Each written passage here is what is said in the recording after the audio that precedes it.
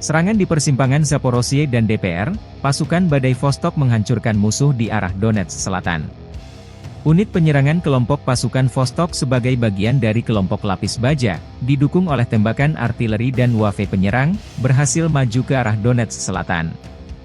Militer Rusia melansir rekaman pertempuran terjadi di belakang Staromayorsky ke arah Makarovka.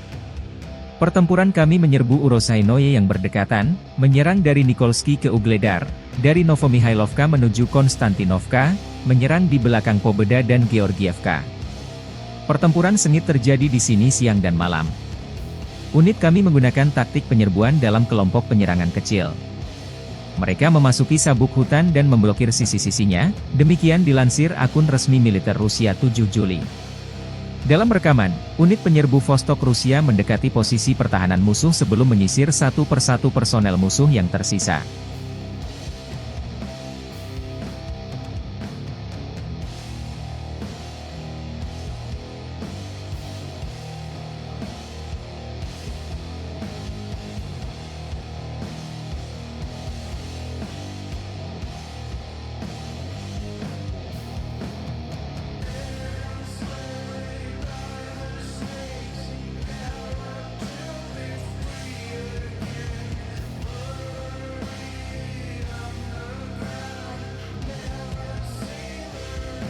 Download Tribun X sekarang, menghadirkan lokal menjadi Indonesia.